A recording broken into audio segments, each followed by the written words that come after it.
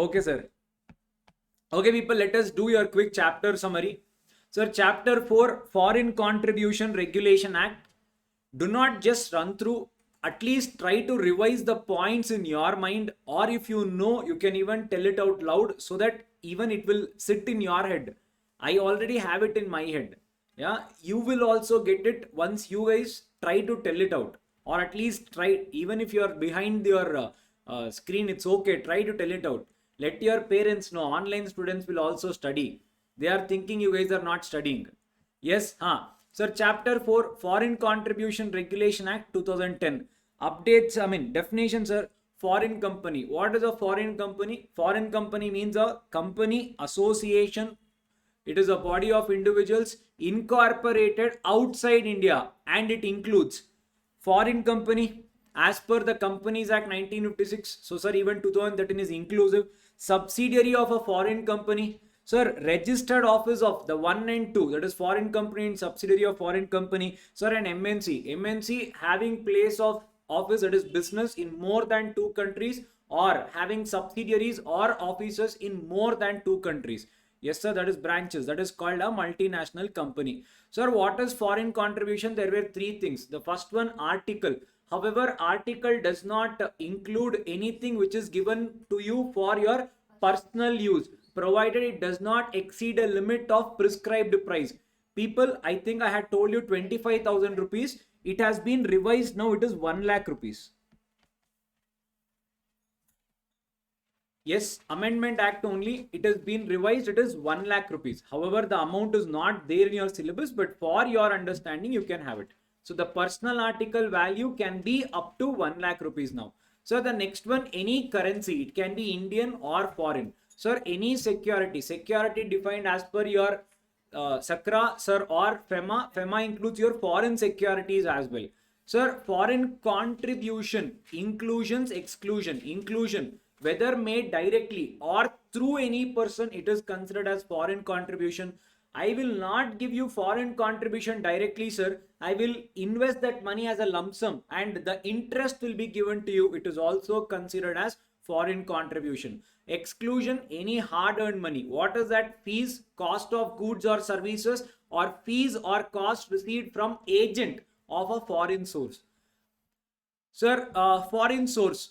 What is a foreign source? Foreign government and its agency, international agency. 3 are not included. United Nations, IMF, and World Bank. Sir, includes your foreign company, and it includes a corporation incorporated outside India, but not a foreign company, because foreign company is already included. Anything apart from that will come here. Sir, company as per Companies Act 1956 or 2013, that means it is incorporated in India, but more than 1/2 of the share capital is held by the outsiders. Who are they? Foreign government, foreign citizen, company or corporation incorporated in the foreign country, trust or society, or foreign company. It can be either alone or together. Sir, it includes trade union of foreign country. Sir, foreign trust or foundations. Sir, society or club registered outside India. It includes even a foreign citizen.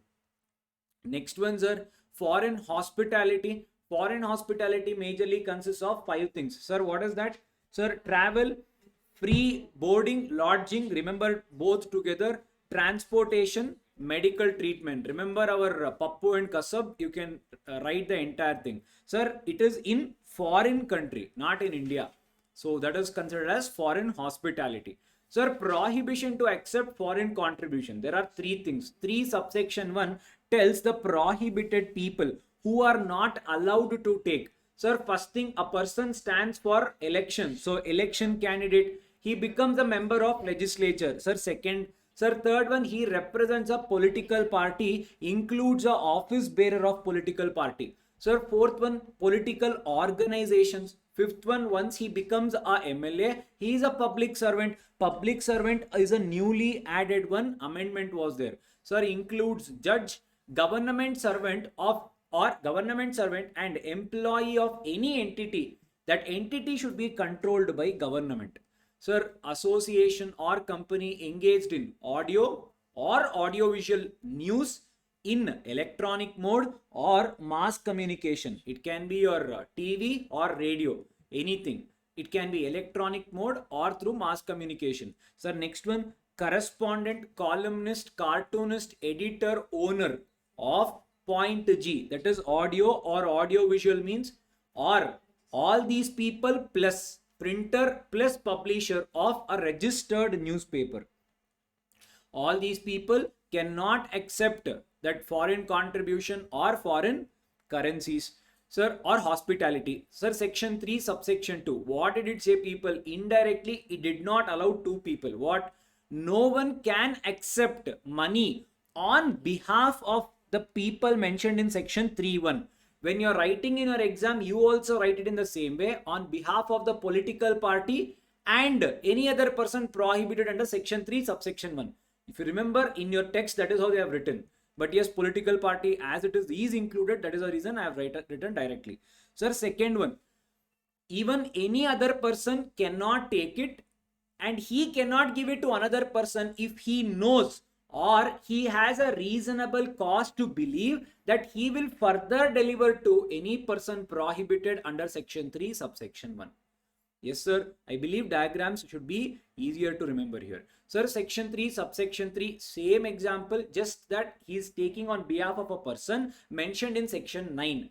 Sir, what is section 9? If you remember, no one is, people, whoever is restricted is given under 3 and 6. If government wants to restrict any new person, you and me will come in section 9. So, a person cannot even take on behalf of me if I am restricted under section 9. He is accepting on behalf of me, but he is paying to someone else. That is what we saw in section 3, subsection 3. A person accepting on behalf of a person under section 9, but he is giving it to someone else. That he cannot do.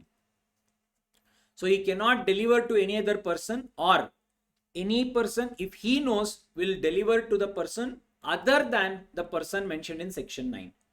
Yes, sir. Sir, person to whom section 3 does not apply, that is section 4. Sir, basically a person earning salary, wages or any other remuneration in ordinary course. Sir, payment in the course of international trade or commerce in ordinary course. Sir, as an agent of foreign source in relationship with central or state government. Sir, from their relatives, we saw these examples also. Sir, remittance received in ordinary course of business. Any other way you have received, but you have earned it, ordinary course. Sir, scholarship, stipend and any other payment. Basically, hard-earned money allowed. Sir, note any other purpose. If it is not covered here, then it is expressly prohibited. You cannot accept it. Sir, section 6. Section 6 talks about certain people cannot even accept foreign hospitality. Sir, who are they? Only 5 people here. Sir, member of legislature, office bearer of political party, judge, government servant, employee of entity owned by government. So, shall not accept foreign hospitality. Sir, can they not accept at all? If they want to accept, they need to take a prior central government approval. However, sir, there is an exception. Pappu went there, all of a sudden heart attack. You take whatever treatment you want, but you have to intimate the central government within 1 month of such receipt of the hospitality. Sir, section 7, a person who receives foreign contribution shall not further transfer it to any other person. Amendment was there here, if you guys remember. Previously, it could have been transferred, now it cannot. Sir, section 8, utilization of foreign currency. Sir, certain places I cannot use. What is that first one? For whatever you have received, you use it for that. That is what the law say. But second two things, they say where you cannot use. First one, speculative business. Sir, speculative business, gambling basically, high risk, they cannot use. Sir, second one, administrative expenses, basically your running costs, salaries, rent, your electricity charges, you're accepting money to pay these people. You have to do something welfare. So there is an amendment. Previously it was 50%, now it is 20% per financial year out of whatever contribution you have received.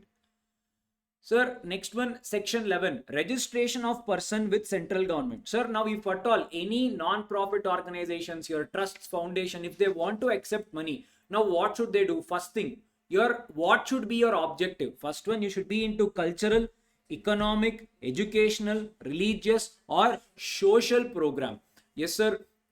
To accept foreign contribution, first such person shall apply for two things. If at all it is one time, you can just apply for a prior permission. It shall be only valid for that one time specific purpose. Or you can apply for a registration. So registration shall be valid for 5 years. People remember this. Even though you are getting a registration, as and when you get money, you shall still intimate central government whenever you get money. I hope you guys remember that point. Shall be valid for 5 years. Sir, sir, based on any information or report, sir, now the money has been received for specific purpose, but central government has a belief that you are using it or you have contravened the provision. Central government can direct for three things. What is that? First one, whatever is the unutilized amount out of the total money you have received, you shall not utilize that unutilized amount.